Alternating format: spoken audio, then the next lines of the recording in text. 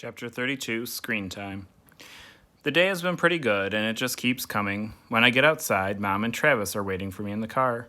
We're going to head over to a friend's house to use their computer to Skype with your dad, my mom says. We're all missing him so much, I thought it would be good.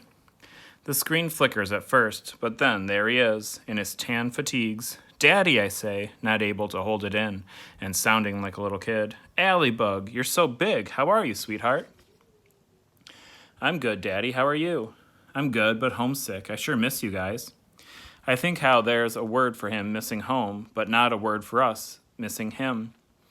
He holds up some of my pictures. I love the pictures you sent. I hang them up around my bunk. The other guys are jealous. He winks. I can tell that Mom wants to cry, but she doesn't. She says that being a soldier's wife means being strong for him. She doesn't want him to know how hard it is without him here. He has enough to worry about over there. I sometimes wish she would tell him. I sometimes wonder if he would come home if he knew. Good, Daddy. I miss you so much. I miss you too, honey. You know I do. How are things? More silver dollar days or wooden nickels? Some of each, I think, but more silver dollars lately. My teacher is cool. He is, and I find I can't even explain it in words. Great. That's terrific, sweetheart.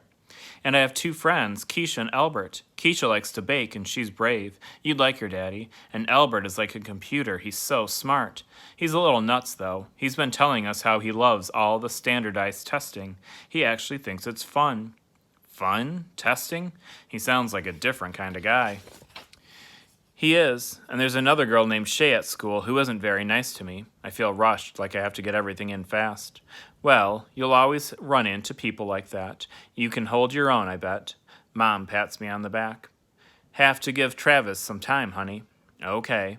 And I watch a movie of myself being strong and saying goodbye and not crying.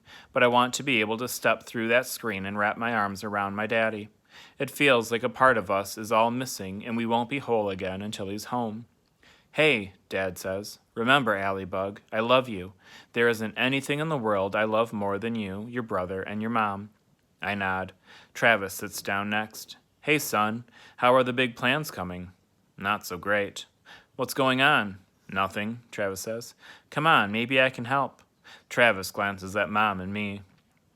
Well, this new manager came in at the garage. The old guy used to let me do my thing, you know, but this one hangs over me. Always asking me to follow the specs in the manuals. If I do something, he wants to know what page I looked it up on, and I know how to work on I know how to work on different cars. I don't need to look it up. My dad takes a long, slow breath. Well, that does sound rough. Have you tried talking to the guy or having him talk to the old boss? The old boss is out with back surgery for a while. Travis shakes his head. This new guy, he just doesn't get me. His voice cracks. My father leans forward, resting his elbows on his knees. Now he looks like he wants to crawl through the screen. You'll get there. I know you will. And this is temporary. Just try to work hard and learn everything you can. Travis nods but looks at the floor. I hear him mumble. There are some things I just can't learn. I'm proud of you, Trav. You know that. He clears his throat. I'm sorry I'm not there with you. Yeah. Travis looks up at the screen. Love you, Dad. Love you too, son. Hang in there. It'll get better. Travis nods, but I can tell he isn't buying it. Then he stands. Come on, Squirt. Let's give Mom and Dad some time. Why? He pulls me over, so they can talk mushy in private. That's why.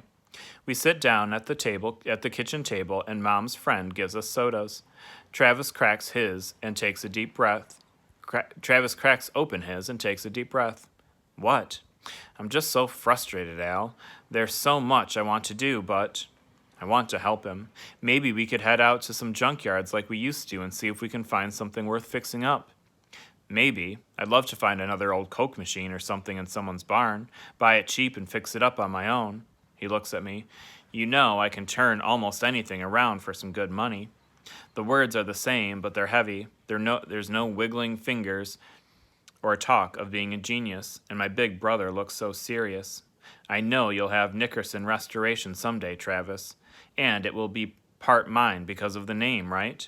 He turns back and laughs, but it isn't real. He spends the rest of the time looking out the window, and I rack my brain trying to figure out what I can do.